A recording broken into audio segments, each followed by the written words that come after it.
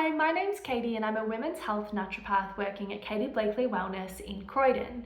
I work here mainly in preconception care, pregnancy, postpartum, thyroid conditions, and supporting women with hormonal dysregulation, as well as supporting gut health, mood. There's a lot to it.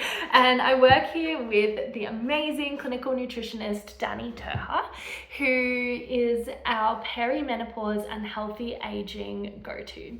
So today, as a part of Jean Hale's Women's Health Week, we're going to be talking about having courageous conversations. When we're talking about courageous conversations, we're talking about things like learning how to connect with your practitioner and discuss the vaginal microbiome, discuss menopause, your hormones, heavy periods, PCOS, maybe even mood. So how I thought that we could talk about this today is by talking about what's actually normal within our cycle. I think that one of the biggest challenges in women's health is that there's a lot of things that we commonly experience that we now put aside as they must just be normal. They must be things that all women experience because lots of women are experiencing them. It's okay. We don't have to do anything about this, but we know that's just not the case. Just because a symptom is common doesn't mean that it's normal. When we're looking at things like our menstrual cycle, it's telling us so much about what our body needs right now. There's amazing books like Lara Brydon's Period Repair Manual and her perimenopause book, Hormone Repair Manual, as well.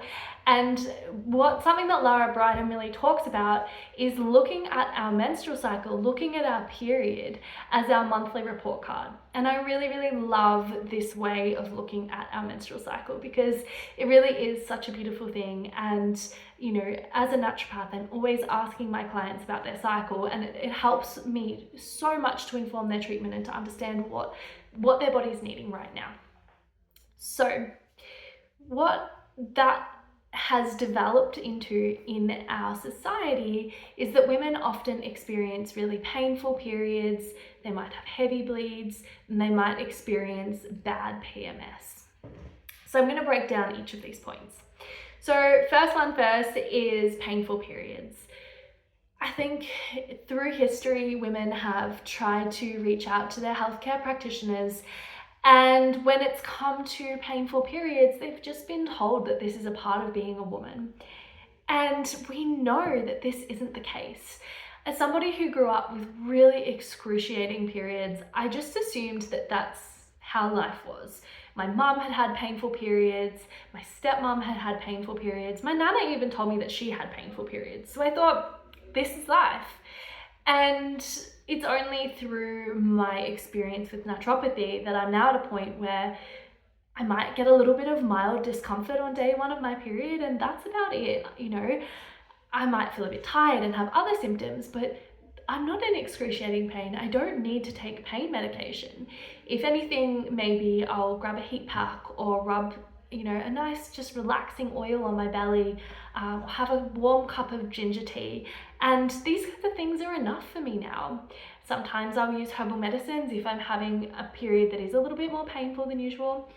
But the reason that I want to say this to you is because I think it's so important to have hope that we don't have to have painful periods. We can be cycling normally without taking hormonal contraceptives or without having a contraceptive device inside, you know, that we're using. And we can still have a really healthy period that doesn't cause us this level of pain. That's where talking to your healthcare practitioners is so important. As naturopaths and nutritionists, we really help we help you to help your own body to find that balance within the menstrual cycle. So that's number one, painful periods. Number two was heavy menstrual bleeding. When it comes to the menstrual cycle, we should be bleeding between about 20 to 60 ml across the entirety of our period that month. So if you think about a tablespoon holds about 20 ml of liquid. So we should be having a blood loss of between 1 to 3 tablespoons across that 3 to 7 days. I have seen so many beautiful women in clinic who have been losing over 100 ml a day. So over 5 tablespoons, 100 ml across a week. Sometimes that has been in a single day. And we don't want, like, when you're bleeding to that level, it's so depleting to the body. Your iron levels are likely to be low. You're likely to feel really tired. You're likely to be experiencing period pain. So it's really important that if you are experiencing this level of blood loss, you talk to your practitioner, you talk to your naturopath, maybe you talk to your GP and order some blood tests. Hormonal blood tests can be a great way of getting an indication of what's actually happening with your hormones and in your body. And some women actually bleed less than 20 ml of blood loss across the entirety of their period. And this isn't actually ideal either.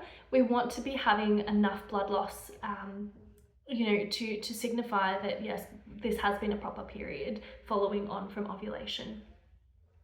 So point number 3 was PMS. I really feel passionately about supporting women with their mood.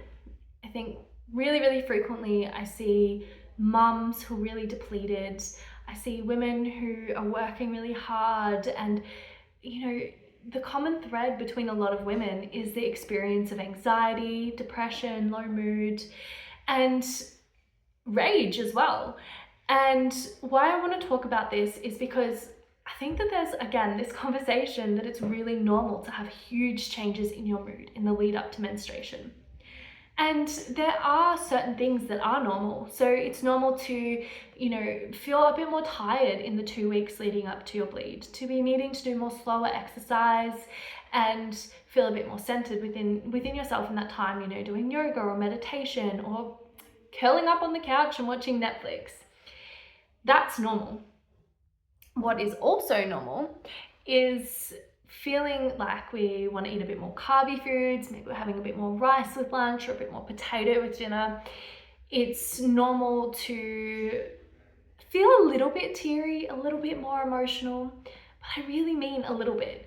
There's a huge difference between feeling slightly, having 1 or 2 days of just being a little bit teary compared to having 2 weeks that feel like a tsunami has hit you, where you just feel in a state of absolute desperation because you're so angry, you're so depressed, you're so anxious, you feel so all over the place. This can often actually potentially be a sign of something called PMDD. And it's really important that we support our neurotransmitters, that we're, looking at that connection between the hormones and the neurotransmitters. What's happening in your body right now? Why is that happening, and how can we support you? Because yes, it's okay to want to spend some extra time sleeping or having a nap or being quiet, having time to yourself. But if you're feeling that emotional turmoil in the lead up to your period, the chances are there's a lot that we can do about it. I really hope that this video has helped to inspire you to have some courageous conversations with your healthcare network. If you feel like you need more support in this area, I have a webinar on my website which is all about understanding our menstrual cycle. And myself and Dani do offer free 15-minute discovery calls. So if you want to learn a little bit more about us, a little bit more about what it's like to work with a nutritionist or a naturopath, we're more than happy to have a chat with you about that. I really hope that you're able to, put some of this into practice in terms of reaching out and having a menstrual cycle that you can move with, that you can be in the flow with, but that doesn't hold you back from, enjoying your life and exploring your life the way that you'd like to. We're looking forward to chatting with you tomorrow about shame and stigma. See you soon.